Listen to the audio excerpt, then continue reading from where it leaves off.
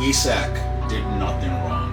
There have been a lot of people complaining about Isak's behavior, the way he left Newcastle, he's a rat, and all of that. And I'm just thinking, why? What did Isak actually do wrong? Isak, in my opinion, is a legend for Newcastle. He helped them win the Carabao Cup, the first major trophy in over 50 years. He gave his all for the club during the time he was there. He was their top goal scorer. He was their best player. He did fantastic. And he wanted a new challenge. Wanting a new challenge doesn't mean you're a rat. I know we follow the timeline, but a lot of people don't really know what happened in this transfer saga. It's not Isak's fault. To be honest, it's Newcastle's fault. And the management, the way they handled the whole transfer. So if you look at it, beginning of July, Isak was fine in Newcastle. He went on the summer preseason tour. He was there in preparation for the game against Celtic. He was getting ready for preseason along with Newcastle. And Eddie Howe sent him back because of the transfer speculation. And Isak was still happy to be in Newcastle. He was still within the club. He didn't say he wanted to leave, right? So he was with Newcastle. And during the transfer speculation, he went to Real Sociedad and he trained separately. He used their facilities. But he didn't come out and see anything then. This was in July. Everything was still going and going well.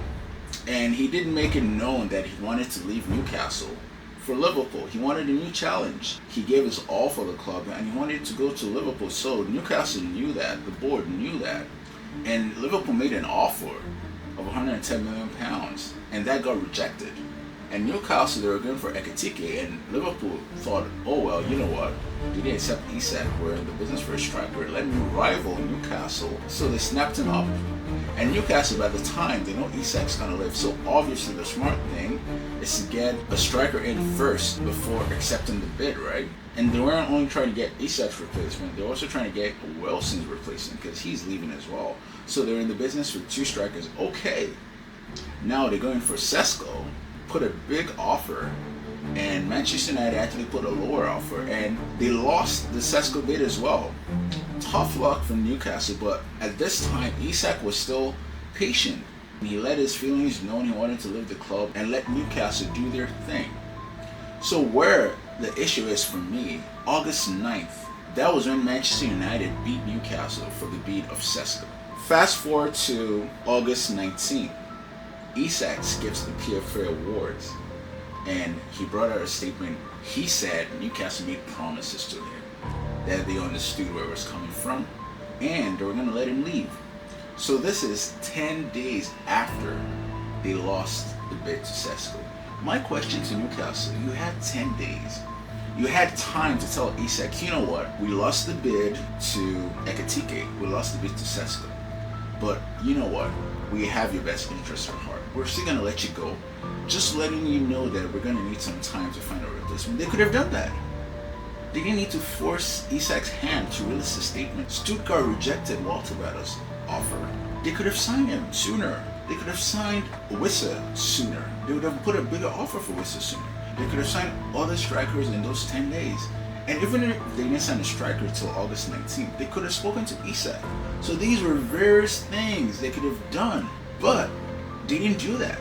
Time was going, and if you're Isak and you're like, oh my god, the last time they put a bid for a player was 10 days ago, it's August 19th. Deadline day is almost here, and the transfer window is going to be closed soon.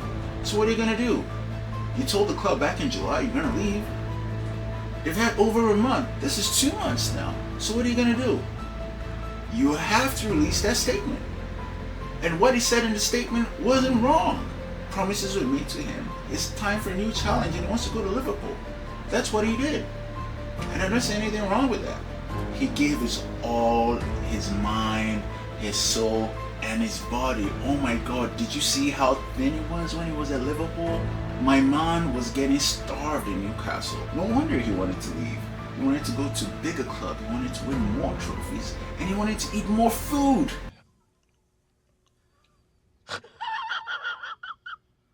And after releasing the statement, Newcastle that day released their own statement saying that they denied promises that were made to Isak and insisting they'll welcome him back when he's ready to rejoin the teammates. So this is how you know that Newcastle were playing a game. Of course, they made promises to Isak. Why would you try to sign Ekitike, try to sign Sesko? These guys are top strikers. You're gonna sign them to replace Isak. Why would you send him back home during preseason because of the speculation? Of course, you and Isak spoke about it, and Isak let you know that he wanted to leave. So why are you saying promises weren't broken? It looks like they were. And they were playing this game, since time is dwindling down, we're nearing the end of August, maybe Isak would change his mind. That was what they were trying to do. They're trying to stall as much as possible for him to change his mind. I know they tried to sign strikers, but come on, no activity in 10 days? They were stalling. They were trying to see, okay, we didn't get our offers accepted, so we got to find a way to make Isak stay. And that's just not right. Isak didn't like that and made that statement. And what pisses me off the most, Newcastle fans are hypocrites. You signed Yohan Wissa after you signed Baltimore, and Wissa did the exact same thing. Wissa wasn't training with the Brentford squad. He made it known he wanted to leave. Brentford kept rejecting multiple offers from Newcastle, and he was pissed off. And before deadline day, he released a statement as well, the exact same thing Isak did. And along with Isak, who got his move to Liverpool, Wissa got his move to Newcastle. And Newcastle welcomed him with open arms, the new number 9. And they didn't call him a rat for leaving Brentford the way he did. They accepted him. Hypocrites, the same thing Isak did. So what is the problem, guys? What is the problem?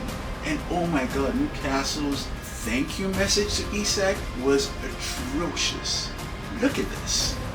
Are you kidding me? After all what he did, that is so petty. And contrast that to Isak's thank you message on Instagram. He really appreciated the club. Very poor from Newcastle, very poor. They could have done better. And a lot of people are slating Isak.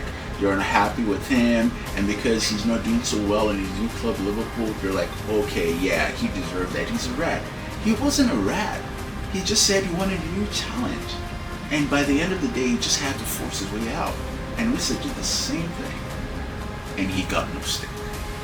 I hope this has shed light on the Isak situation. He's not a rat.